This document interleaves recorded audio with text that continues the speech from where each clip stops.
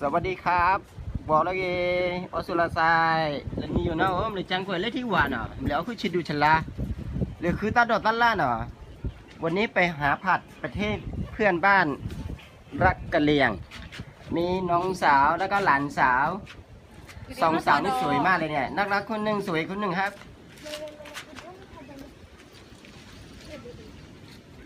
นี่ตอนนี้อยู่ที่ประเทศไทยนะครับอีตาใครกูได้อยู่ก้อนเหรอเล่นนี่ไปเลยคอยทีว่าปะเนี่ยปังเนาะก็เล่นเหรอปังเนาะปะ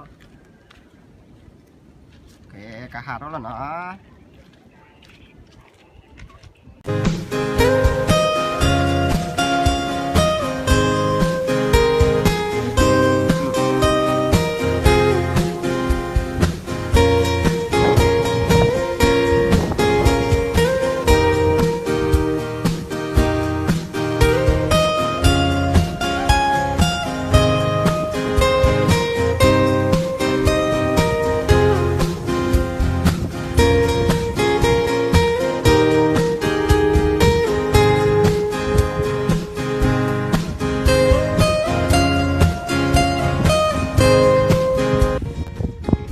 มือหนังโคกี้อ่ะเดี๋ยวคลีนี้ก็คลีเลยดับเบอร์นี่เนี่ยคลีกับเจ้าเนี่ย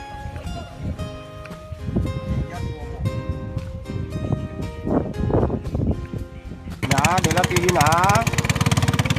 ตอนนี้ขึ้นเรือแล้วนะครับอันนี้ฝั่งไทยถ้าใครอยู่ก้อนเหรอถ้าใครอยู่ก้อนเล่นป่าเนี่ยฝั่งเนี้ยก้อนเหรอฝั่งนี้คือรักกะเหรี่ยงนะครับประเทศพม่าประเทศเพื่อนบ้านรักกะเหรี่ยงครับตอนนี้นั่งเรือที่นี้วันนี้เรือการที่เนาะการที่เราไปดูบ้านเราได้ไปดู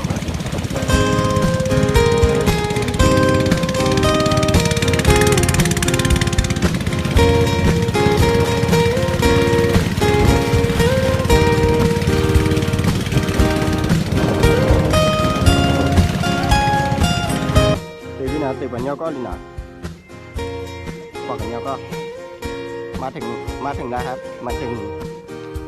ฝั่งเพื่อนบ้านรักกะเหรี่ยงครับอันนั้นฝั่งไทยจะไปหาผักแล้วคือตัดดอกตัดล้านเหรอดับเบิลกันเลยคือตัดดอมจากที่แล้วมาทาดอนเหรอ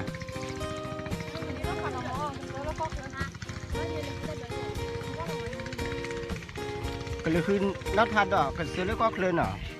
ปัญญาเล็กก็เคลื่อนเนี่ยที่นัดทาดอกทุกร้อยอย่างนัดทาดอกแต่ปัญญาบ้านนั้นมีบ้านเนาะ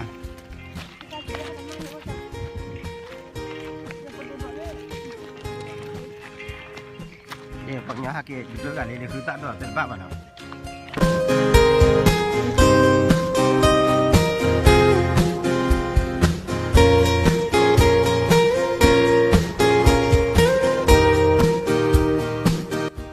อยู่นะน้องทาดอดทุกเนาะเล่เจาะแต่ทอดบ้าว่าที่อ่ะทอดอาคาดบ้าว่าจอระเยี่บ้านเนาะ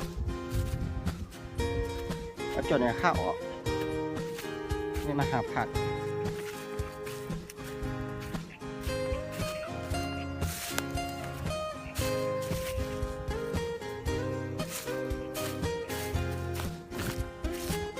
ประเดี๋ยว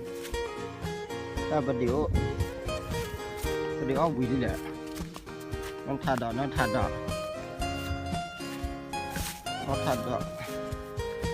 คาร์บ้าว่ะ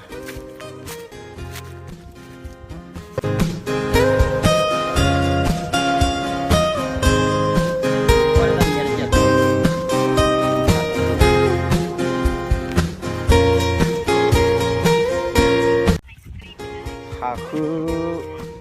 อตัดดอกแต่นะหาคือแบบมี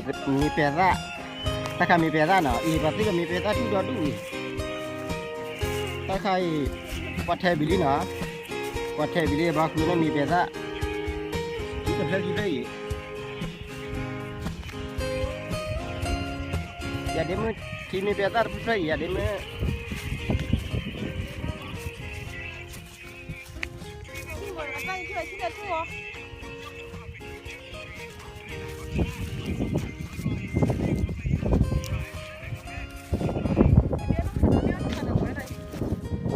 โอเคถ้าใครน็อตทาดอกเนี่ย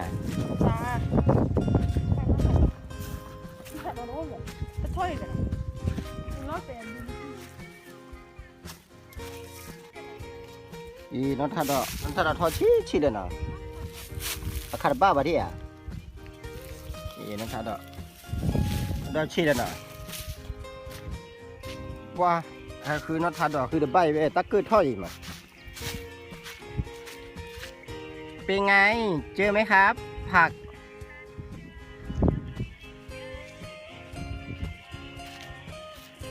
แล้วพอดีมือ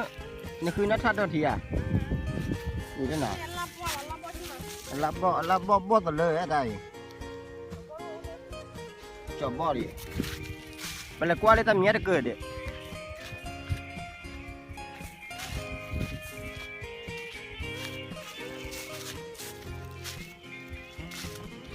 โอเคงานนะถ้าได้ยี่มาดิจะติดได้ยี่ดิได้เลยยี่จะคือยี่มาเที่ยวจอมบ่เป็นอะไรที่แก่เลย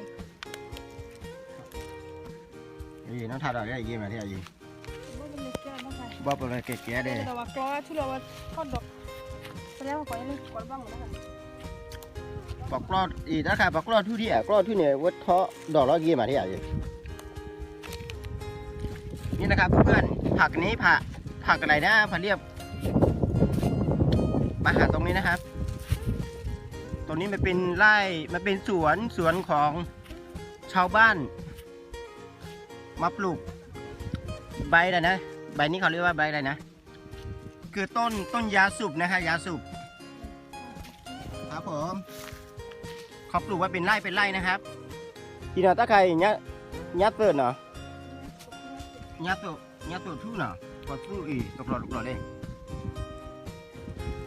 เดี๋ยวน็อตทัดดอดแล้วน่ะน็อตทัดดอดอากีโอตะกี้ว่าอุ้นเนาะอากีเนี่ยเดบบบ๊อบลิดีต่อตะกี้ว่าเนี่ยข้าวอ้อที่อ่ะเยี่ยใครทอดซอยอากีดูบ่าอากีดูเลยไปลาบไปแล้วเดี๋ยวมึง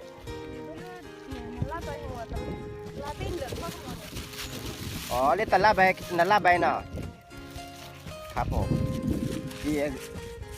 น็อตทัดดอกอีเล่นตลาดใบนั่นลาบใบเดือน1เดือน2เนาะคือเดือน1คือมกราคมพานะครับผักนี่มันจะสวย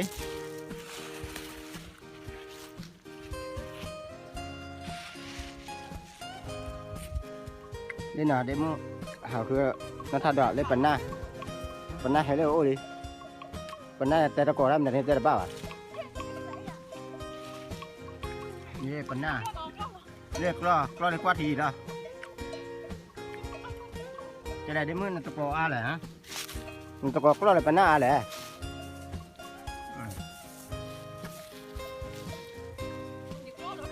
มันก็แล้วกว่าทีเนี่ยเรื่อยยาวแล้วปอโพเดีย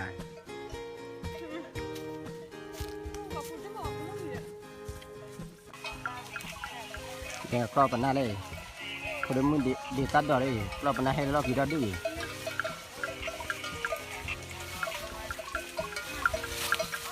ปันหน้าจีดอกดิเลยนี่กรอบเลยกรอบ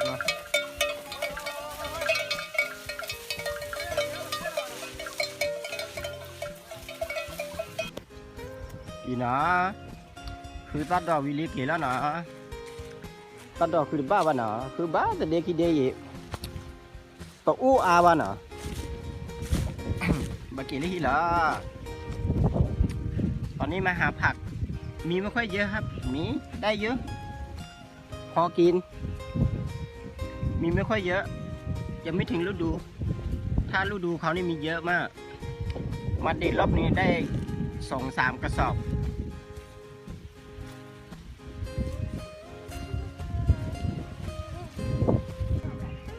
นี่นะค่ายฮักเกตตื่นเล่ที่รุ่นนี้นะ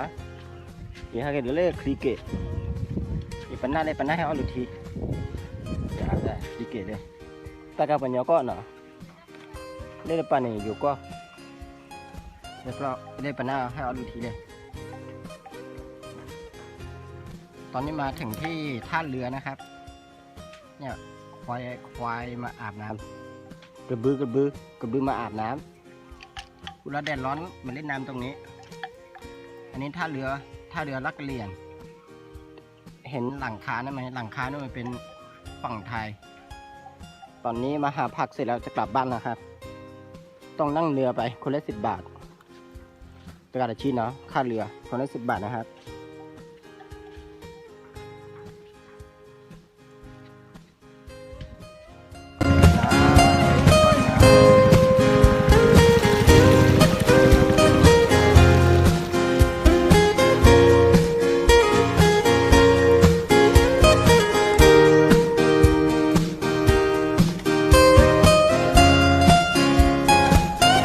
ก็เลยนะตอนนี้กลับมาถึงประเทศไทยละ